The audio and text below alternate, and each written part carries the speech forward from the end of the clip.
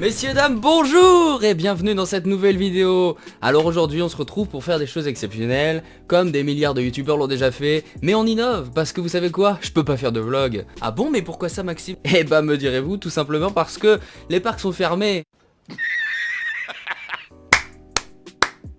Et du coup moi j'aurais bien aimé aller dans les parcs, faire des vidéos, notamment au Puy du Fou, retourner à PortAventura, faire des nouvelles choses. Malheureusement le Covid en a voulu autrement, j'espère que ça se rétablira très vite et j'espère que pour vous, tout va pour le mieux. Et sans plus tarder on va commencer directement avec mon top 5 de mes coasters favoris.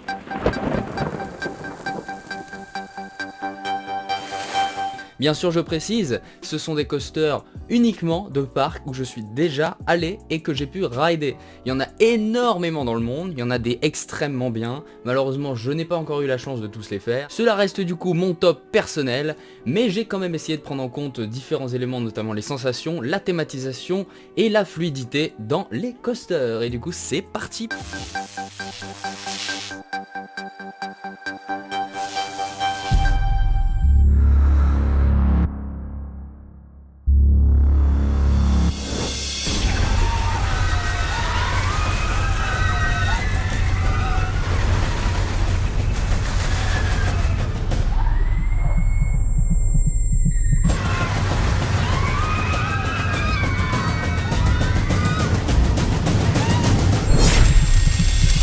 Et du coup on débute avec le numéro 5, ce sera donc le Capital Bullet Train qui se trouve à Motion Gate Dubai, donc à Dubaï. Cette attraction elle n'est pas exceptionnelle de par forcément son immersion, même s'il y a eu quelques efforts de fait dans la file d'attente, dans les décors, mais c'est vraiment dans l'originalité en fait du ride, parce que vous êtes d'abord en gare tout droit et ensuite vous repartez en arrière à la verticale et ensuite ça vous lâche pour tout de suite enchaîner le parcours avec une inversion et un petit parcours. C'est vraiment sympathique, elle fait pas du tout mal à la tête, c'est très fluide et c'est la technologie assez originale je trouve d'avoir un départ comme ça arrêté vertical, c'est vraiment cool et très original. Personnellement j'avais jamais vu ça ailleurs, c'est très sympathique vraiment.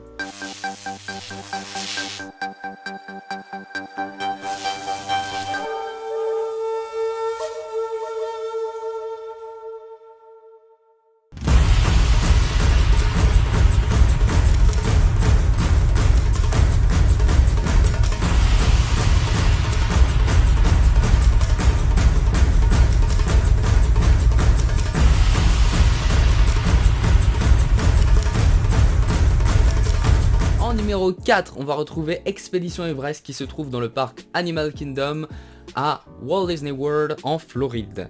J'aime beaucoup cette attraction sur plusieurs points, mais principalement avec son immersion dans l'univers tibétain. Vous avez une file d'attente qui est vraiment très aboutie, comme ils le font d'ailleurs partout à Walt Disney World. Vous avez une attraction avec une technologie superbe et vous avez une storyline exceptionnelle avec cette histoire de Yeti qu'on va chercher dans la montagne. Enfin c'est vraiment cool. J'aime aussi beaucoup le fait de voir un train qui monte, on arrête, il y a des rails cassés et ensuite on repart en arrière. Vraiment, elle est très aboutie, vous avez une belle drop à un moment, c'est vraiment une très bonne attraction.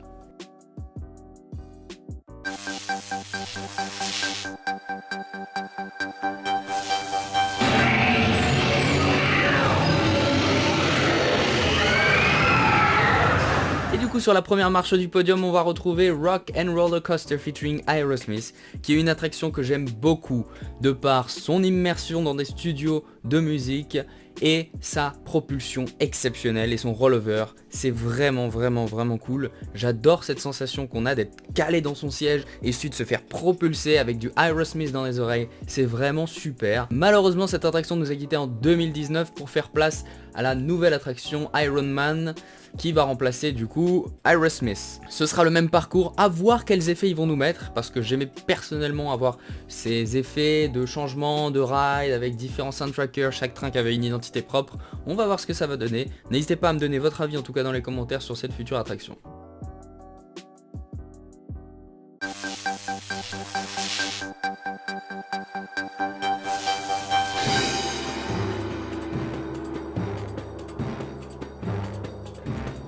Et mon numéro 2 ce sera Osiris, une attraction française messieurs dames qui se situe dans le parc Astérix.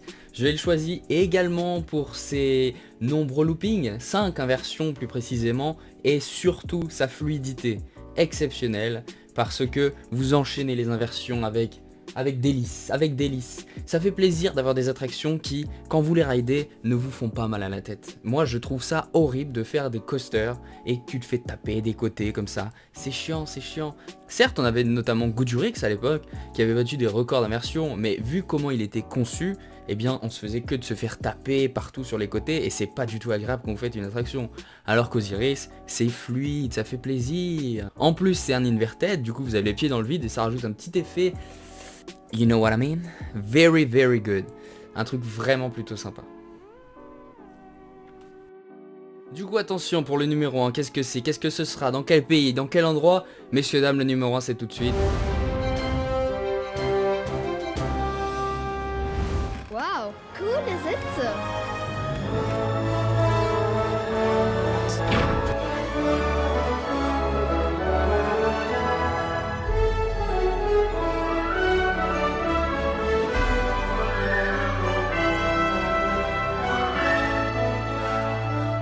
Et du coup en numéro 1 j'ai choisi Blue Fire qui est une attraction se situant dans le parc Europa Park en Allemagne à Rust.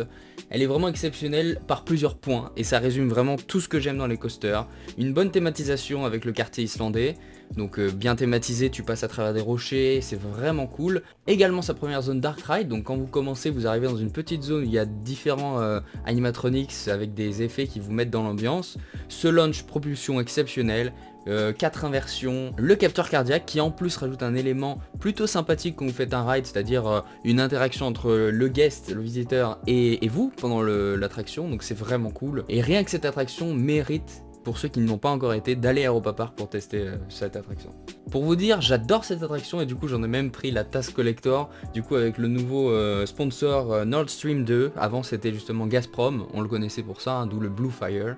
Mais bon, ça fait plaisir et c'est vraiment une super attraction.